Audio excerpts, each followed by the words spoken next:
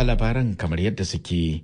Taron kungiyar raya tattalin arzikin kasashen yammacin Afirka wato ECOWAS karo na 68 da aka faro yau a Lahadi a birnin Abuja fadar gwamnatin Najeriya ya mayar da hankali ka cokan kan makomar kungiyar ta fannonin kawance da haɓaka tattalin arzikin kasashen kungiyar da kuma zaman lafiyar jama'ar ta.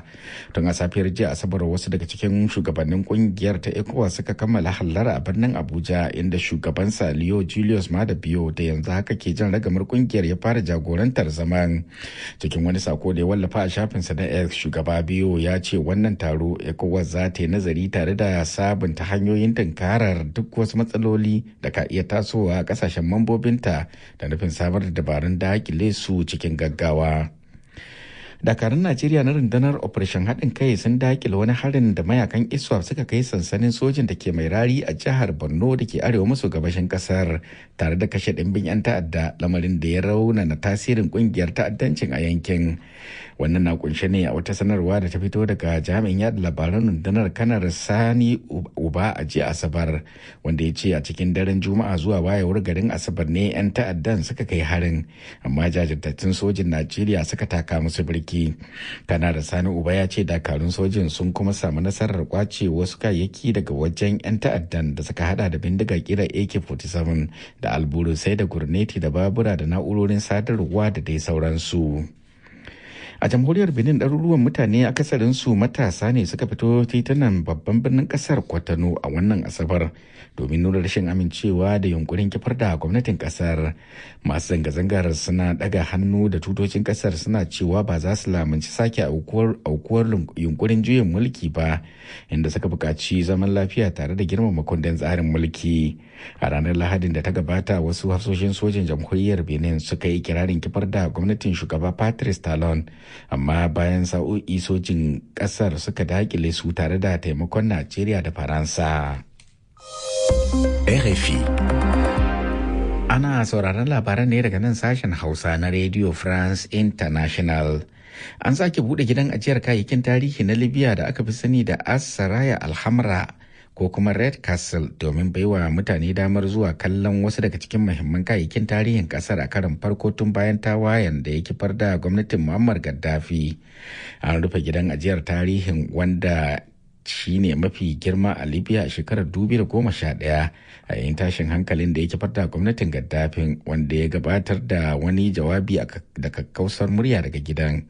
Gwamnatin kasar da ke Tripoli, wacce Abdulhamid Al-Dibeba ke jagoranta kuma ke samun goyon bayan Majalisar Ɗinkin Duniya, ce ta fara gyaran gidan adana kayan tarihin a cikin Maris shekarar 2023. Firaministan Libya Abdulhamid Dibeba ya ce wannan ci gaba da aka samu ya tabbatar da nasarar sake gina kasar da suke yi. Hukumar abinci ta Majalisar Ɗinkin Duniya WFP ta yi hasashen fuskantar matsananciyar yunwa a sassan Sudan mai fama da yaƙi cikin wata mai kamawa sakamakon katsewar kudaden tallafin samar da abinci. A cewar daraktar ayyukan jinkai ta WFP Ross Smith yayin jawabinta a gaban zaman majalisar da ya gudana a birnin Geneva, yankin Darfur yunwa za ta fi tsanani ganin yadda a yanzu haka al'ummar yankin ke cikin mawuyacin hali saboda ƙawanyar watanni 18 da mayakan RSF suka yi wa zagayen alfashir. Ana sauraron labaran ne daga nan sashen Hausa na Radio France International. Mutane 12 sun mutu kana wasu 29 sun samu raunuka bayan da wasu suka bude wuta a yayin wani bikin Yahudawa na Hanuka da watan daga aka gabar ruwan Bondi da ke kasar Australia. 'Yan sanda sun ce an kai harin ne akan al'ummar Yahudawa kuma ana gudanar da bincike a kai a matsayin harin ta'addanci. A cewar 'yan sandan, 'yan bindiga biyu ne suka kai wannan hari kuma suna ci gaba da bincike domin gano yiwuwar na ukunsu.